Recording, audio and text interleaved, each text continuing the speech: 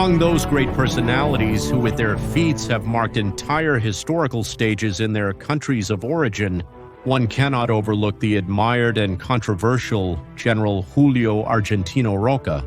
Forged as the victor of numerous military battles, from a very young age, Roca would seal the pacification process of the country, and from 1880 he would lead the destinies of the brave and proud Argentine nation.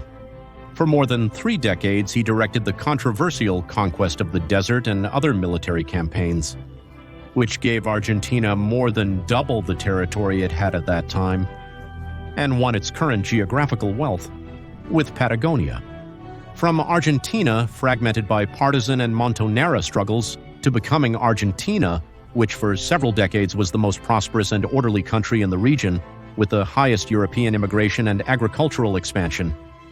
The work of Julio Argentino Roca has marked the Argentine consciousness to this day, also arousing criticism from those who have described him as a bloody colonizer of the Aboriginal groups, or from those who have pointed him out as an oligarch who concentrated power and who would have handed over the Argentine economy to the large estates and British interests.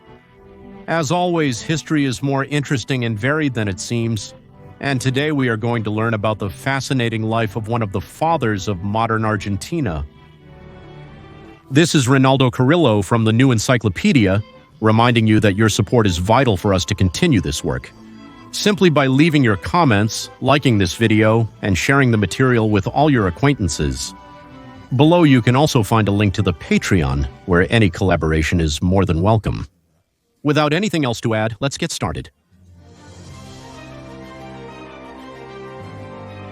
Alejo Julio Argentino Roca was born in the city of San Miguel de Tucumán on July 17, 1843, into a family of significant political influence. Descendant of notable nobility from the ancient kingdom of Valencia and the Crown of Aragon, he was the son of the renowned hero of independence and the Brazil campaign, Don José II. Roca, who also played a fundamental role in the context of the Argentine civil wars after independence. His mother, Agustina Paz, was the daughter of Dr. Juan Bautista Paz y Figueroa, president of the Tucuman Cabildo that declared autonomy, during the events of the May Revolution of 1810, in which the Creole groups, leaders of the Viceroyalty of the Rio de la Plata, began the process of independence from the Spanish crown. One cannot appreciate the life of Julio Roca without appreciating the Argentine history that came before his birth. From the Independence Revolution of May 1810, the dissolution of the Viceroyalty of the Rio de la Plata begins to transform into the so-called United Provinces of the Rio de la Plata, the first manifestation of the Argentine nation as an independent state. However, after consolidating the separation from the Kingdom of Spain, a new era of profound changes, disintegration, and constant disputes between warlords and parties begins in Argentina. The United Provinces could not establish a single government with a common constitution. And from 1818 begins the long period that has been called the Argentine Civil Wars, RE. Broadly speaking, and with their respective nuances, after independence, 2 opposing visions emerge in Argentina: the Unitarians and the Federals. The Unitarians, more metropolitan and liberal, sought a national government centralized in Buenos Aires, to which the rest of the provinces would be subordinate.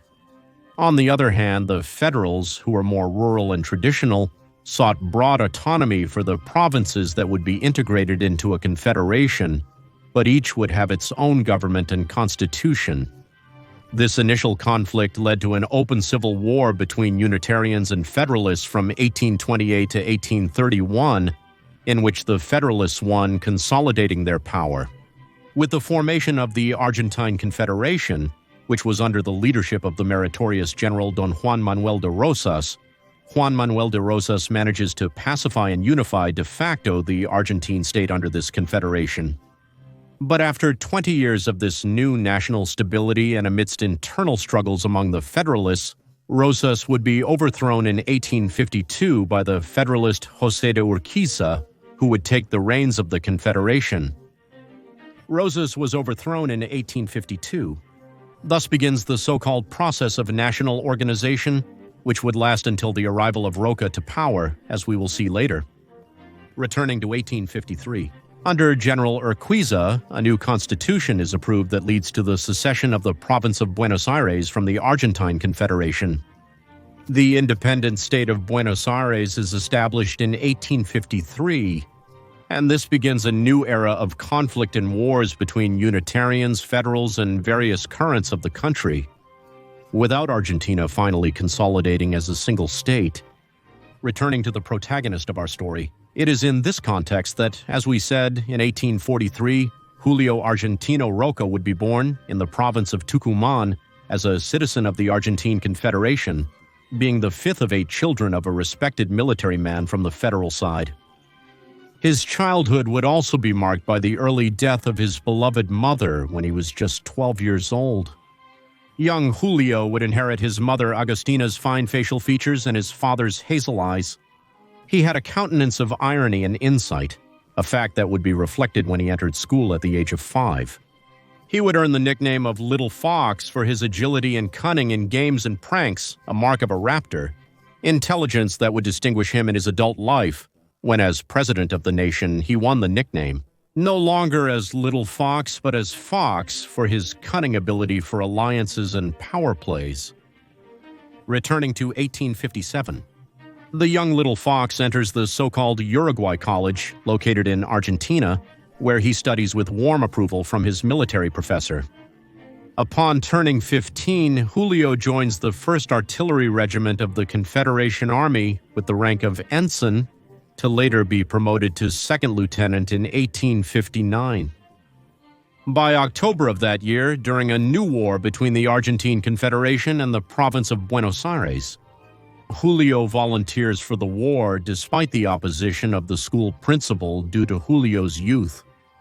Thus, a young Roca would receive his baptism of fire in the Battle of Cepeda, where the young man would stand out for his bravery by standing firm, firing at the enemy without retreating throughout the entire battle. It was precisely this battle in 1859 which gave the victory to the Federalists so that Buenos Aires could now be reinserted into the Confederation. And the following year, for the first time, the name Republic of Argentina is officially adopted. After the war, young Roca returns to school in Uruguay. But a couple of years later, in 1861, a new war breaks out between the Confederation and the Unitarians of the province of Buenos Aires. In a brilliant and daring manner, the young Roca, along with his father, Colonel Segundo Roca, attend this battle.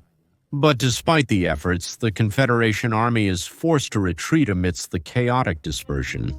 Colonel Segundo Roca was desperately looking for his son until he manages to spot him in the distance at the foot of the only cannon that was still firing at the enemy. "The officer in charge must be my son," his father proudly expressed. As a result of this battle in 1861, the Argentine nation is finally reunified, once and for all, but this time under the direction of the state of Buenos Aires, thus consecrating the Argentine Republic. After the events, the young Roca heads to the city of Buenos Aires, where most of his family resided.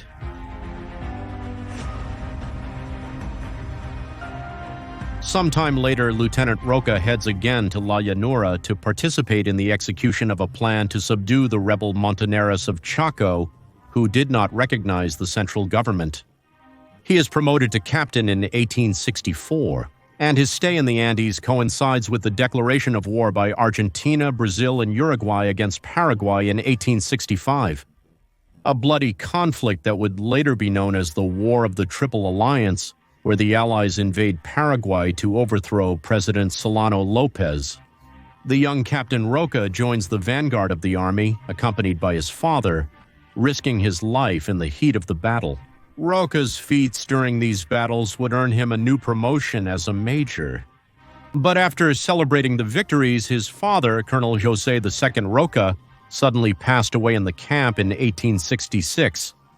But despite the deep mourning for his father, Roca would continue to fulfill his fundamental duties in the war until its end in 1870 in one of the bloodiest chapters of Latin America. With an approximate 500,000 dead, both civilians and military, and the death of 70% of the population of Paraguay. Continuing with the turbulent Argentine life. By 1870, the murder of General José de Urquiza sparks a new autonomist revolution in the province of Entre Rios. In 1871, Julio Roca would be the envoy to defeat the rebels, sealing the last conflict in Argentina between Unionists and Federalists. The Argentine president at that time, Domingo Faustino Sarmiento, would personally attend and, on the battlefield, would promote Julio Roca to colonel of the National Army. After these events, Julio Argentino Roca would be appointed chief of the command in the village of Rio de Cuarto. This was on the lines that represented the southern limits of Argentina, a geographical limitation that would resonate in Roca a great destiny. Patagonia and the western region of Las Pampas were territories that, before and during the Viceroyalty or the Rio de la Plata, Spaniards and Creoles sought to incorporate into their civilizing project. However, this territory of more than 1 million square kilometers was an almost untamable steppe under the dominion of various aboriginal groups or montoneras of diverse composition. Since then, it was a historical problem for the Argentines confronted with aboriginal groups, Tehuelches, Mapuches, and Ranqueles, who refused to assimilate to the Argentine government and life. General Juan Manuel de Rosas had managed to achieve reconciliation or conquest of some of these groups, but once Rosas fell, they flourished again. These rebellious hordes organized for looting, for war, and for pillage. This violence between the Argentines and these groups increased in the 1870s. Julio Roca, along with the Minister of War and Navy, Adolfo Alsina, and other prominent Argentine political figures, confronted this situation. He finally proposes to conquer the Pampean domains in the hands of the indigenous peoples. The 24th of May of 1872. Julio leaves from Rio Cuarto to start the precursor expedition of the famous Desert Campaign. Roca's expeditionaries covered the itinerary drawn in 12 days and integrated the territory of Poitagüe into the Republic of Argentina, without opposition from the local indigenous people. On the 22nd of August, 1872, Julio Roca, now 29 years old, marries Clara Funes Diaz, with whom he would have 6 children. Clara belonged to 2 families of robust traditional roots in Córdoba, whose relatives introduced Roca to the high society of that province. Aside from the expeditionary project, in July of 1874, a group of leaders led by Bartolomé Mitre would rise against the national government in disregard of the elections to national deputies. But Colonel Roca would formidably defeat the rebels, being promoted once again to lieutenant general on the same battlefield, when he was only 31 years old. Thus, Roca became the youngest officer to reach the highest rank in the military hierarchy in the history of Argentina, after Mitre's insurrection was defeated. The Minister of War and Navy, Adolfo Alsina, discusses with Roca the possibility of launching a new campaign to conquer the southern Pampas territories. But in December of 1877, Adolfo Alsina suddenly passes away. Therefore, months later, Julio Roca receives a telegram from the president of the nation, appointing him as the new Minister of War and Navy of the Republic of Argentina. With this, Roca begins to modify the original plan of conquest of the Pampas to finally give way to what would be the conquest of the desert.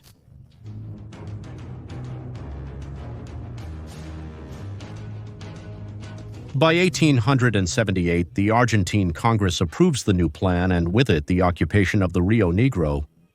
Roca affirms with solid maturity the mission that was entrusted to him in a speech before the Senate chamber about the colonization of the Iria Desert. Today, the nation has powerful means compared to those available to the Viceroyalty. The army is in Carhué and Guamaní, in the heart of the desert. Even our own dignity as a virile people obliges us to subdue as soon as possible, by reason or by force, a handful of savages that destroy our main wealth, and prevent us from definitively occupying, in the name of the law of progress and our own security, the richest and most fertile territories of the Republic. In this way, in 1879, Roca organizes an army made up of 5 military columns and sets in motion the conquest of the desert, a campaign composed not only of military personnel but also of scientists and doctors who conducted studies of botany, zoology, and geology in the regions hitherto unknown. The army was also accompanied by priests who had the mission of evangelizing the Aborigines. According to the report presented by the Minister of War, some of the fierce ones, battles for the territory left 1,313 warrior Indians dead and another 1,271 taken as prisoners, including 5 tribal chiefs. Pacifying, after these battles, effectively the province of Rio el 24 de Mayorocas, along with the army, crossed the northern margin of the Negro River, completing the first stage of the conquest. There he flies the flag of Belgrano on the exact anniversary of the May Revolution. From 1802, it is estimated that 20,000 square leagues of fertile and virgin lands had been recovered for the nation. In turn, Roca appoints Colonel Conrado Villegas to continue with the conquest of the remaining regions, which would give Argentina its current geographical name. And progress was already being made towards the total pacification of the country. Roca was one of the great men of the moment, which coincided with something Roca had visualized years ago, and not a few prominent men had proposed it to him. The possibility of a run for president of the Republic? In turn, in 1874, the National Autonomous Party was created, which was a party called Conservative Liberal, in addition to being secular and associated with currents of thought linked to the positivism of the time in which Roca would be its leader. So in 1880, on his return to Buenos Aires, Julio Roca runs as a candidate in the presidential election organized by Congress, a move measured by Roca, where the provinces of the interior and the popular masses of the capital city had adhered to his figure, while in his competition were traditional figures supported by the historical political parties. So on October 12th, with an overwhelming majority of 150 votes, Julio Argentino Roca would be declared the winner of the electoral contest, becoming the new president of the Argentine Republic. Although these results would not pass peacefully, as in response to this, a rebellion led by the opposition candidate Carlos Tejedor emerged, disregarding the results, and to the imprint of stipulating Buenos Aires as the official capital of the nation. After a bloody conflict, the insurrection ends with the victory of the National Army and the defeat of the insurgents. A fact of significance, as it would be the last military conflict after a tumultuous period of civil wars that decimated the nation. During 66 years of Republican history, peace had cost many decades of blood and sweat, and Roca was the man who finally managed to seal it. In this way, Julio Roca assumes his position as president of the Argentine nation.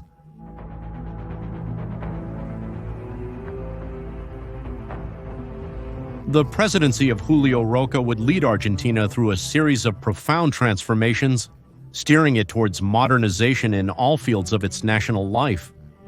Firstly, Roca prohibits the organization of irregular military forces in order to prevent the provinces from rising up again as independent states with their own political formations and autonomous militias. In this process of political centralization and armed power, Roca officially declares Buenos Aires as the capital of the Republic, the 6th of December, 1880. In 1881, the National Education Council was created, whose first president was Domingo Faustino Sarmiento, who promoted the foundation of libraries and the strengthening of the public education system in 1990. In March of that year, Julio Roca starts the Andes Campaign, affecting the whole nation, an expedition that sought to finalize what was started with the conquest of the desert and thus pacify the tribes of the mountain range. After some battles against the Patagonian tribes, the expedition was completed in 1884, with the integration of Neuquén into the Republic, opening the doors for the foundation of new settlements from La Pampa to the southernmost point of Tierra del Fuego. During Roca's first presidency, Argentina definitively joined the global market, with its economic engine being the exports of primary products such as cereals, flax, meat, and animals. Stand up. National revenues increase exponentially, and with the new income plus new loans acquired, Roca initiates an ambitious public works plan for the country. Railway lines are extended throughout the national territory. Buenos Aires undergoes a major urban renewal, the works of which last to this day. New bridges and ports are built to facilitate commercial transportation and promote the industries of the port city and maritime trade. And large amounts of foreign investment arrived that set various industries within the Republic in motion. Some have denounced that this process had the cost of handing over a large part of the country's economy to British and European hands, while others have pointed out that these European groups were the only ones with the technical capacity to, along with the Argentines, elevate the nation economically, as indeed came to happen in the following decades, with Argentina becoming the most prosperous nation in the region. At the same time, Roca's defenders have pointed out that during his presidency there were different events that showed a rather nationalist attitude towards the European empires. Returning to his government, another of his greatest achievements was the founding of the city of La Plata, which made real the motto proposed by the distinguished economist Juan Bautista Alberti, which stated that to govern is to populate. President Roca knew the importance of populating the Argentine lands, so several projects were raised that would intensely encourage the arrival of migratory currents, workers, and families from Europe in the following years, to a thriving Argentina that had achieved peace. Over 2 centuries, Argentina was the world's second largest recipient of European immigrants. More than half of them were Italians, and a considerable part were Spaniards. The absorption of immigrants reached a level where, in several interior provinces, including the capital, their population surpassed native Creoles. During this process, Argentina's cultivated hectares and cattle herds doubled, and the extension of railway lines surpassed 6,000 kilometers. Argentina was becoming the world's leading grain country. As Roca's administration progressed, major problems would arise. However, he would manage to overcome them with great political cunning. Conflicts with the Catholic Church, an escalation of tensions with the Republic of Chile, almost total dependence on the agro-export model, which would cause a series of financial problems in the following decades, and even a first assassination attempt by a civilian who threw a rock at the president's head.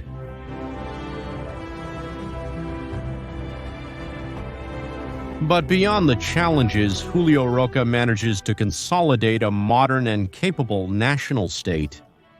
With a motto of peace and administration, surrounded by a continent plagued by problems and wars. For 1886, new presidential elections are approaching, and Roca proposes to the power factors of the country the election of his brother-in-law, Dr. Juarez Celman, which is accepted without problem. And thus progress is made in the consolidation of a hegemonic party regime, in which Roca was the great center of command, decision, and peace. By July of the same year, 86, at the end of Roca's presidency, after a period of vigorous reforms and growth, the nation was entering a stage of financial crisis and instability due to large expenditures on public works, the abuse of debt, and bank credit. These would be the reasons that would drive the Park Revolution against President Celman. The insurrection would be crushed by the army, but it would show the cracks in the Rosista system. On the recommendation of Roca Juarez, Celman resigns from the presidency, and the then Vice President Carlos Pellegrini is appointed as head of state. After a short stay in Europe, Julio Roca returns to Argentina to dissuade the main opposition candidate, Bartolomé Mitre, from running in the elections. In this way, Roca manages that for the presidential period from 1892 to 1898. Pellegrini hands over power to his candidate and the newly elected president, Dr. Luis Sáenz Peña, a politician belonging to the Roca wing of the National Autonomous Party, with approval for the first time from the opposition parties. With Roca behind the scenes, the real strongman and factor of national consensus. Thus, while Luis Sáenz Peña was president of the nation, Julio Roca would be appointed as president of the National Senate. Despite having the approval of certain sectors of the opposition, this new change of president would generate various political upheavals. However, these would be quickly crushed by Julio Roca, ensuring the order of the republic. But 3 years into his term, on January 23rd of 1895, the then-president Sáenz Peña suddenly resigns from the presidency, handing over command to the vice president, Dr. José Uriburu, who shortly after had to due to an illness. He had to retire from his position, and therefore Julio Roca, president of the Senate, assumed as interim president of Argentina. As interim president, Roca then decides to run for the presidential election in 1898, winning with an overwhelming majority as there was practically no organized opposition. On October 12th of the same year, the Argentine leader returned to the Casa Rosada, finding new and old problems in the country. Two main problems were troubling Roca: the electoral issue, which plunged the country into deep political chaos every few years when elections were held, and the Chilean issue, which recurrently threatened with an international war, because the boundaries between Argentina and Chile had not been clearly defined. Thus, Roca reformed the constitution that same year, in which he restructured the elections of deputies, the arrangement of new personnel for the ministries, and also the optimization of government bureaucracy to undertake as soon as possible the development of public works throughout the country, especially in the newly conquered territories of Patagonia. Roca undertakes an extensive tour thus through the southern provinces, with the aim of drawing the definitive lines of the borders of the Argentine Republic. Demonstrating the strength of the Argentine army, Roca navigates the intricate labyrinth of the channels of Tierra del Fuego until reaching Punta Arenas. There, in 1902, Julio meets with the Chilean president, Federico Errázuriz, aboard the O'Higgins ship. There, the May Pacts are signed and the arms race between both countries concludes to seek a peaceful solution. The new Roca government had a foreign policy seeking to relate Argentina with neighboring nations and even more distant ones, like Japan and Persia, at the same time giving high priorities and privileges to Europeans and British. However, the Roca government was the only one that strongly protested the blockade that Venezuela suffered from the United Kingdom and the German Empire. In 1902, with this case, Roca's chancellor Luis Maria Drago developed the famous International Drago Doctrine, which states that there can be no armed invasions on the basis of public debts. In his last message to Congress, ending his term in 1904, Julio Roca would deliver a timeless speech for the history of the Republic. There is not a single place in the country, no matter how remote, where a construction has not been carried out or is not underway. A school, a railway, a bridge, a telegraph line, a hospital, or a barracks. I will calmly await the verdict of the following day. More fair or impartial or less harsh in relation to the human weaknesses to which public men of all countries and all times are subject. At the end of the constitutional period of his government, on October 12, 1904, fulfilling with integrity and austere patriotism, the illustrious General Bartolomé Mitre judged the recently concluded historic presidency. With a greeting to Roca saying, "I received his oath and I come to tell him that he has fulfilled it," Roca could perpetuate himself in the presidency. He removes and hands over the insignia of the nation's executive power. And since then, the illustrious General Julio Roca has distanced himself from politics, willingly and without ambitions abandoning the leadership of the party, to his close friends and his son, Don Julio Argentino Pascual Roca. General Roca gradually retires from public life, preferring the tasks of an advisor. Prudent and austere, he frequently travels to Europe to attend to his health problems, where European heads of state pay him solicitous tributes. The already aged Roca retires to a country house on the La Paz estate in Córdoba, where he receives repeated visits from figures such as the celebrated French poet Anatole France. Finally, on October 19, 1914, at his house on San Martin Street in Buenos Aires, Julio Argentino Roca dies at the age of 71 due to a lung infection, sealing with his death an entire chapter of Argentine history. From being a low, noble provincial, son of a prominent hero of independence, he forged himself as a soldier in the fierce scenario of the Argentine Civil Wars. His iron determination symbolized the ideals and aspirations of the young Austral Republic. His timeless figure remains a source of intense controversies and admirations. His actions as a firm, progressive, and illustrious statesman have left a legacy that prevails in the Republic and equally inspires the Argentine collective imagination to this day, elevating his figure to the category of being one of the fathers of the homeland. Thank you very much for watching this video. I hope you liked it, and don't forget that it is very important to us that you can subscribe to the channel, leave your comments, share the video, follow us on our Instagram account called The New Encyclopedia, And above all, that you can support us on our Patreon with any help you can give us. Thank you very much to everyone, and may God bless you.